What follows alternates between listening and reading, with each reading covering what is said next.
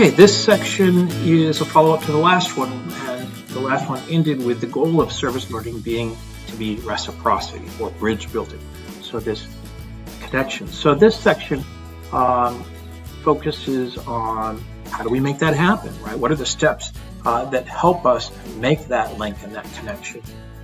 So the first person I want to introduce you to is a naturalist writer in the way of like a Henry David Thoreau, and he's a person who writes about nature and communities and how do we enter into a relationship that transforms us with those communities.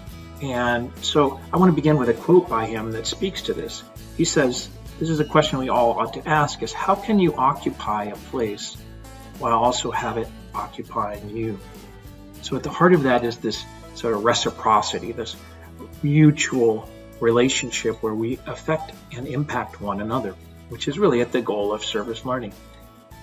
He suggests there's 5 steps we ought to use. So no matter what, whether you're working with nature or working with immigrant children or the homeless or adults, these steps all apply. The first is when you go into a place is to be silent and listen.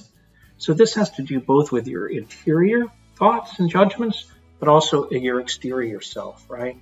So we typically sometimes can get nervous, we would speak a lot, or certainly we internalize and categorize a lot of things that we see, especially when it's new. So be attentive to that, mindfully attentive.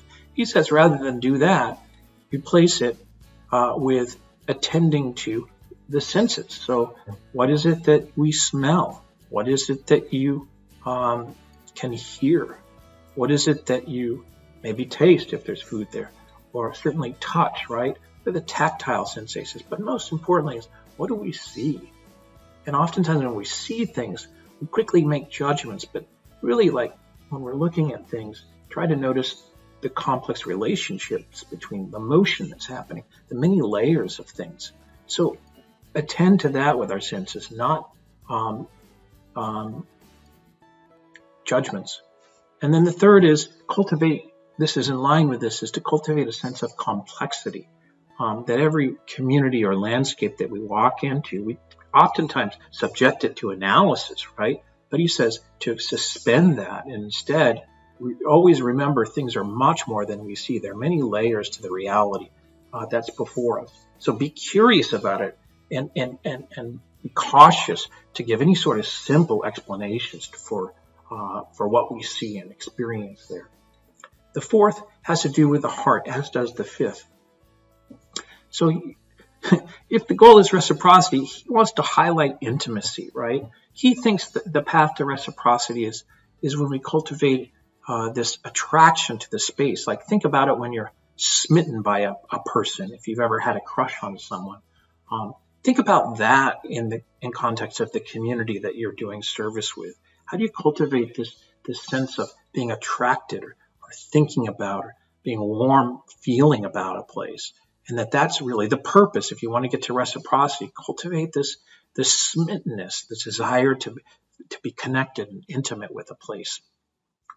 The last one he suggests is I've called a heartful frame of mind.